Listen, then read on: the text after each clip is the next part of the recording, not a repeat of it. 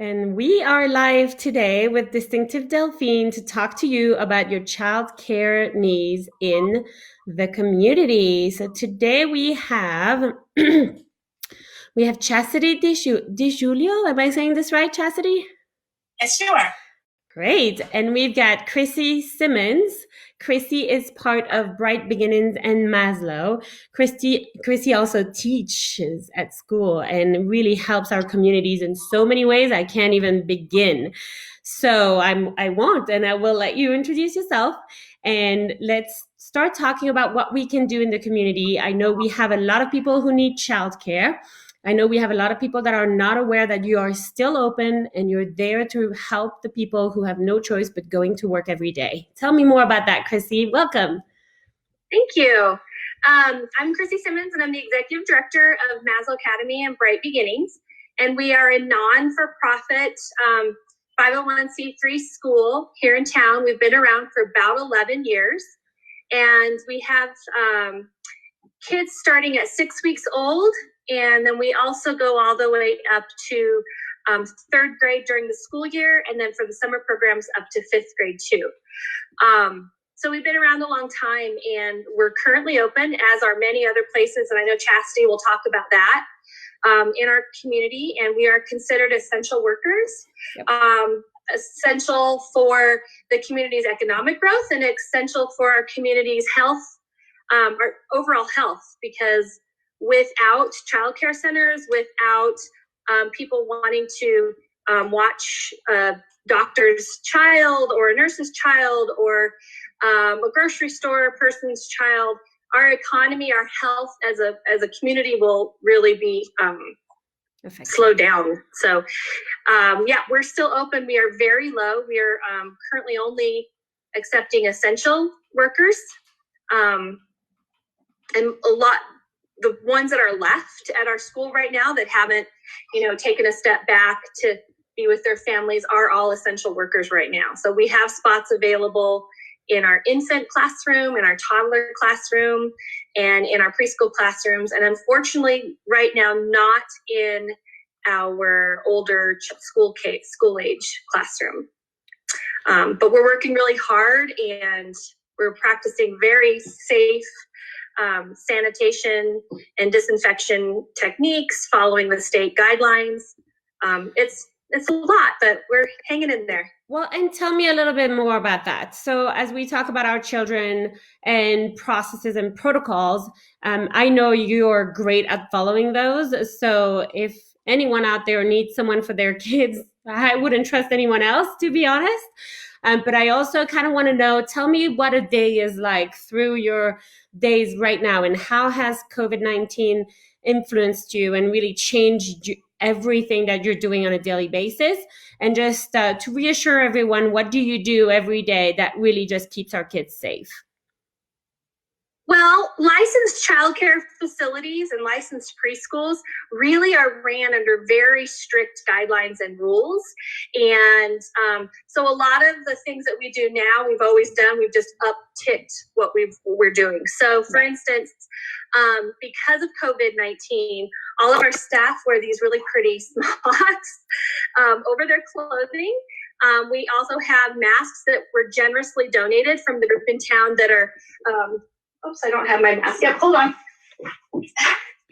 Lucas, would you? We have our masks that we wear to help protect our staff.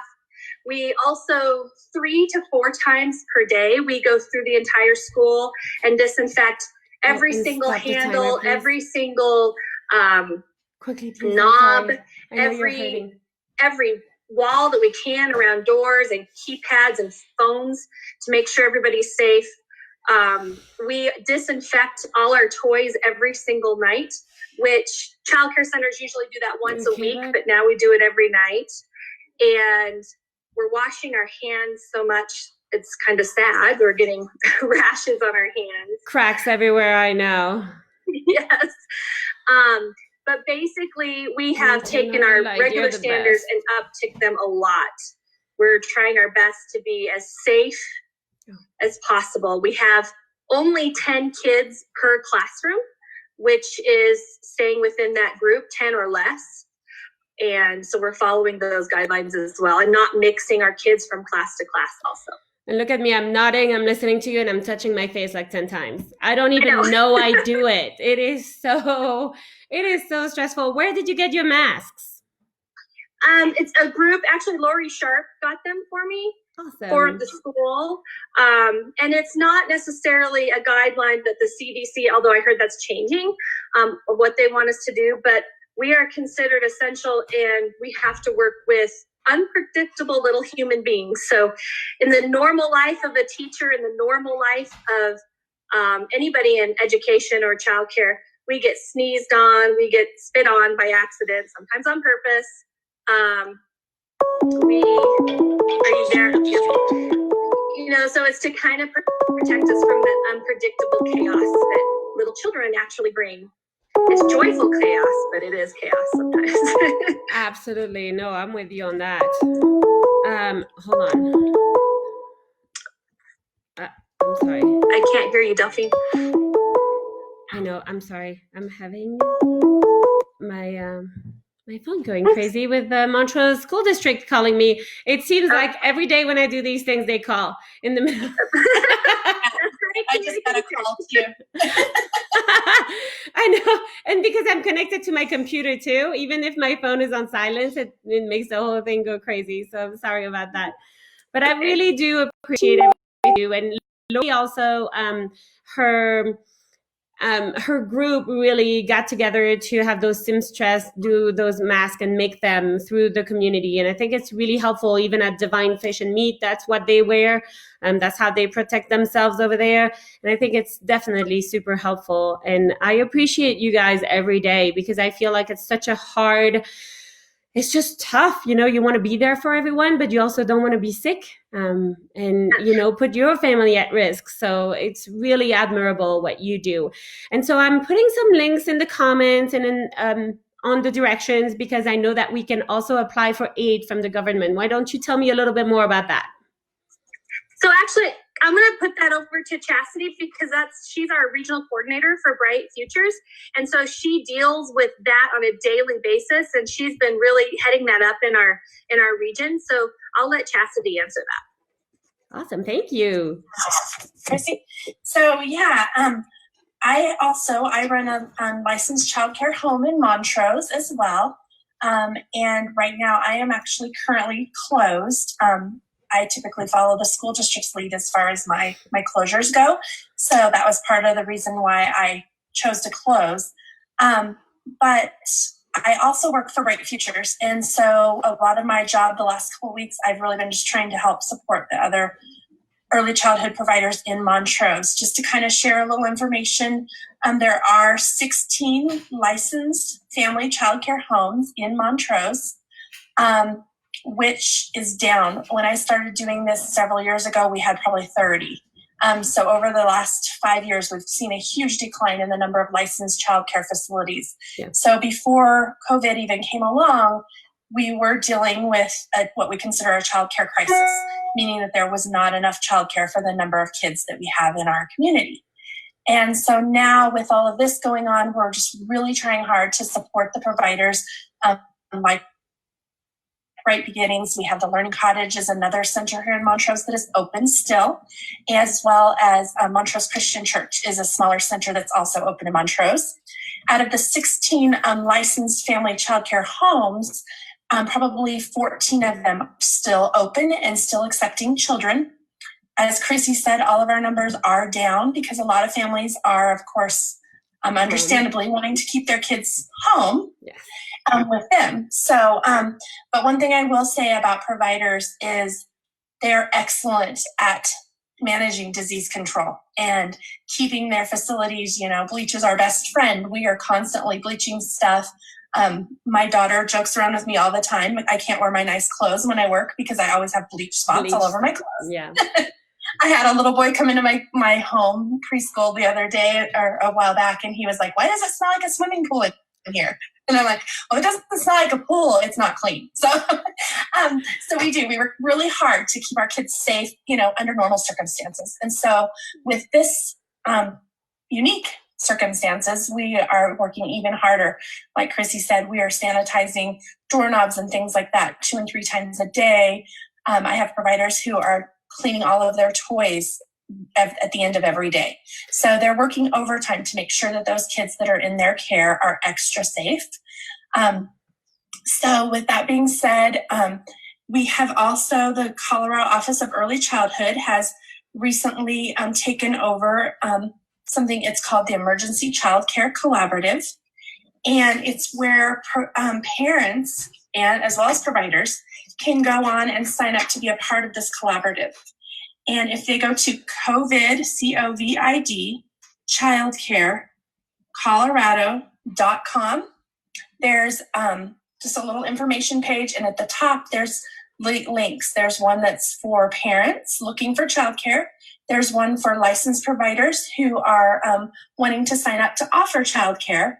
And then there's also an FAQ. So different frequently asked questions and things like that. And I put the link in here so they can see. I do have a quick question as you go on. I know you have a lot more information to cover, but if I want to find one of the 14 licensed home childcare, family childcare that are still open, how do I find that out? Where do I find that information if I need to find one? We know we have Chrissy here, so we know about Bright Beginnings. You've named a couple of them, but if we have a total of 14 still open, do they still have room, or are they all maxed out? Most of them still have room, especially if it's temporarily for those emergency workers.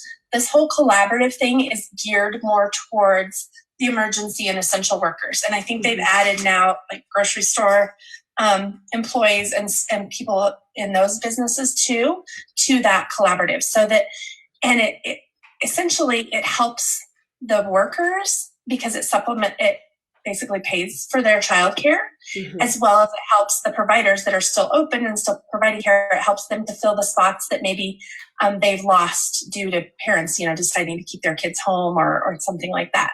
So in that collaborative, on that the link that says FAQs, there's a way you can actually go in. I'm really bad about explaining this. I can show you. You can do a screen share and show us. Absolutely. I'm not sure how to do that. You click on the FAQs at the top, and you scroll down. There's one thing that says the matching process, and you can click on that little link. There's all kinds of links you can click on. So I encourage people just get in there and mess around with it. And just click on that little matching process link, and you can, from that, it's probably, let's see, it says, how does matching work? For more information on the matching process between parents and providers, please refer to the matching FAQs. So you click on matching FAQ, and then on about the third subtitle down, it says, how can families make a request for a specific provider? Under number 1, you can click here for all currently approved providers. And they're adding more providers every day. Great. And so on that list, you can scroll through all of the towns in Colorado. We have one provider, Annette Munger, who is in Olathe, who has done childcare for quite some time. She is on there. She's approved to take children. So if you're in the Olathe area, I highly recommend her. And then in Montrose, there's a handful of providers as well that have been approved. And so you can kind of see if you're currently with a provider, you're an emergency worker, you can apply and you can make notes. When you submit that request, you can make notes. Say, hey, I'm at Babette's Kitty Campus, and they will see that. So whenever a parent goes in and applies for this and is approved, they send out matches via text messages to all the providers that can accommodate whatever that parent's needs are. And then as providers, then we, if we have space to accommodate them, we can accept it. Plaque, and then they call it's a match. And then it's all paid for through this collaborative right now. So it's a really great deal for families, and kind of a way for us to show families of those essential workers, that we really do appreciate. And so just to be clear, I know the hospital has been posting a lot of requests for extra workers right now, right? Just temporary workers, but that applies to them too, right? So if I want to go and help at the hospital because I'm a registered nurse, but I have children, I know that I can actually apply for that collaborative, even if I am a temp for the time being. Yes, you can. Yes. Great. And like I said, the collaborative is all being handled through the Office of Early Childhood. But if parents have questions, you're welcome to put my phone number. It's Chasity DeJulio, and my phone number is 970-240-6102. And I would be happy to assist them or help them through that over the phone. I can walk them through it. And if they're having problems, it's a new system, so we've seen a ton of kinks. I think most of us providers have filled out the survey ourselves, 10 to 15 times to get things right. Sure. So we're working through all those kinks, but I would be happy to sit with them and, over the phone and walk them through, or I can log onto my computer and fill out the survey for them if they need me to, whatever we can do to help families to get this assistance. As well as if parents have other questions about childcare in general, they're welcome to contact me and through Bright Futures and through the partnerships that I have with all the different facilities in Montrose. We'll do our best to try to get them placed in childcare. Great. And then as we were talking about the masks earlier and knowing what you need and having the help of Lori was really helpful. Is there anything else that you guys need the community to help with that you could use, or are you all set? I think one of the things that I'd like to let the community know that we are essential. And this is keeping our centers open, keeping our home centers open. It's a really tough decision. Going through your mind is, am I doing the right thing for my personal family? Am I doing the right thing for my staff's families? Am I doing the right thing for the community? And I really feel that there was actually someone that wrote a beautiful way to say this, and I wish I could say it more eloquently, but I think any choice we make is the right choice. So those centers that have decided to close for whatever reason, I think that's the right choice, and there should be no judgment. And those centers that have decided to open to help people in the community and to help their current families, there should be no judgment that they've decided to stay open, because right now we are deemed essential, and it's hugely important for our healthcare workers, for anybody that is essential, that's keeping our economy going and keeping us with food on our tables. Farmers, grocery workers, they need some place for their children to go. And so I know I've had lots of questions and things about that, but I think whatever choice we make right now for the way we move forward is a good choice. So I want to applaud those that have closed. I want to applaud those that have stayed open, because it's hard right now. So, but that's why I'm doing this too. It's really a way to throw back positivity, because I think it is hard right now, and I'm not trying to brush off that it is hard. I'm really just trying to get information out there for the people who need it, but really keep it positive, because the one thing that we know for sure, we don't know how long this is going to last. We don't know how many cases we're going to have. We don't know how bad it's going to be, but one thing we know for sure, it's going to pass. At one point, it's going to pass. And that's why I feel everybody needs to stick together. And I love the no judgment. We were talking with peer kindness yesterday, and we're trying to spread more kindness. And I see a shift in the community, to be honest with you. I feel that there is a shift in priority. There is more kindness in the grocery stores. There is, I love to see that. I love the shift, and I love that we can spread more positivity. So thank you for the no judgment and supporting others, because you're in the business and you're supporting everybody else, just like Chasity. Thank you so much for being here today and explaining to us. And you did a great job. Don't you worry about it. I had no idea what I was in for. So I just said,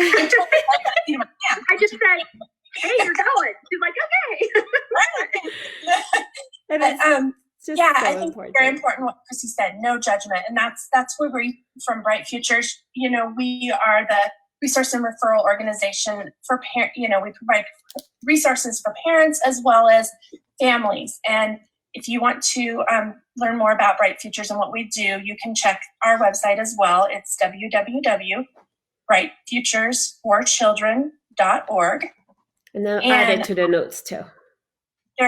By each county, we have a COVID page, and each county we're adding resources, where parents can go if they're struggling to find diapers or anything like that. We have all sorts of different resources on the county page, and we're working on getting one for providers as well, so that providers have a place to go where they can find out information too as it comes in. Yeah. And then, like I said, call me if parents have questions or anything. I can, connect them to someone to help. And like Chrissy said, we're all in this together.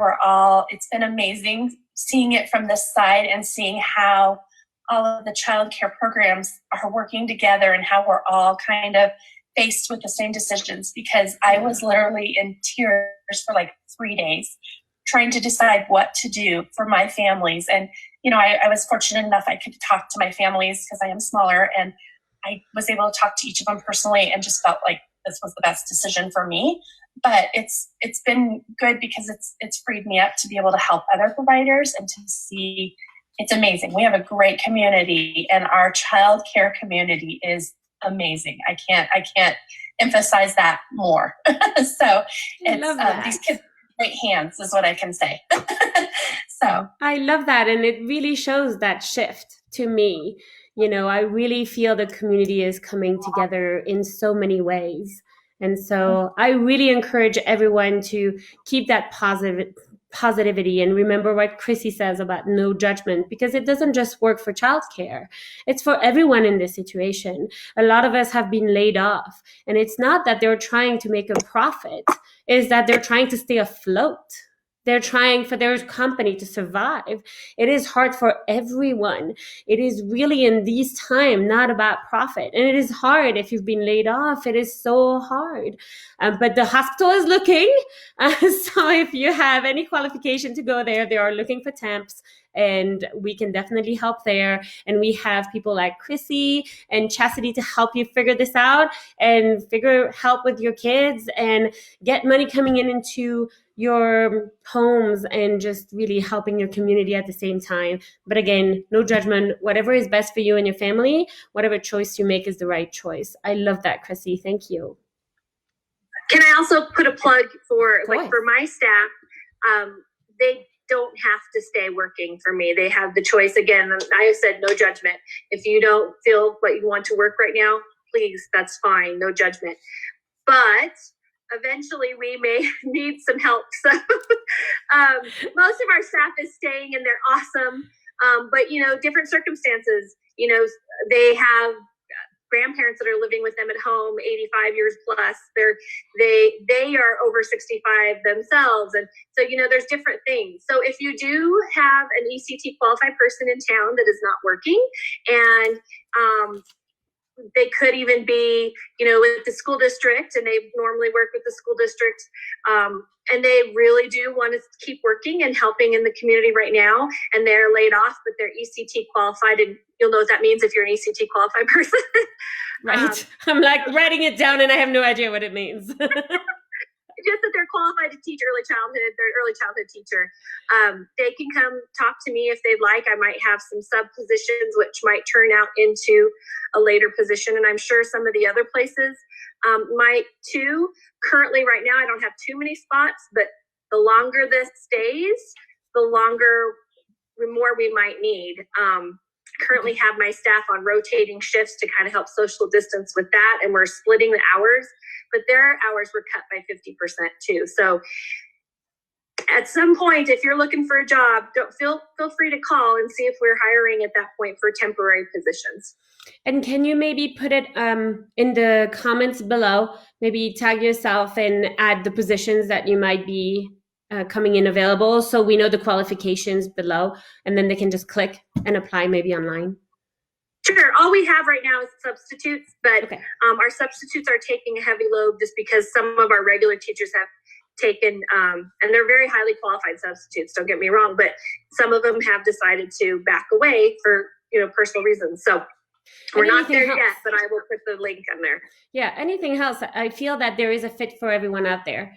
People don't know that they might be able to have a few hours here and there. And if that puts food on the table for the time being, hey, anything helps. And that's, really why we're here, is to offer help and show people. I think we feel so isolated in our own homes, and we're not sure where to reach out and what to do. And so this is, again, the goal of these videos, to put it out there. These are resources available to you as a community. We have a lot more too. We have a lot more coming up tomorrow, and a lot more coming up on Saturday. And again, watch our video from yesterday from Pure Kindness, because we really want to blow up these letters and have a ton of them. So if you need time to pass with the kids, with the older ones who can draw, please make sure maybe the teachers do that too. And we just need a scan picture of the cards, and that's all we need. So if you have children, please do that. And if you have anything else, Chasity, one last word? No, just keep hanging in there, and be sure to thank your childcare providers, because they really need the encouragement right now. Oh, I bet. That's for sure. How about you, Chrissy? I just feel for everybody. We're all in this together, and we put on our sign, "We love you, Montrose. We got this," because we do. We're all working hard, and we're going to get through it, and be kind and gentle. And yes, thank your child care worker. They're working very hard too. Yes, agreed. Well, thank you so much, ladies. You have an amazing rest of your day. This is it for our live today, but we'll see you tomorrow. We'll have, actually, ladies, it's workout for children. We'll have workout and nutrition tips for children and parents through these hard times. So we'll see you all tomorrow. Thanks so much, ladies. Thanks, Delphine. Bye.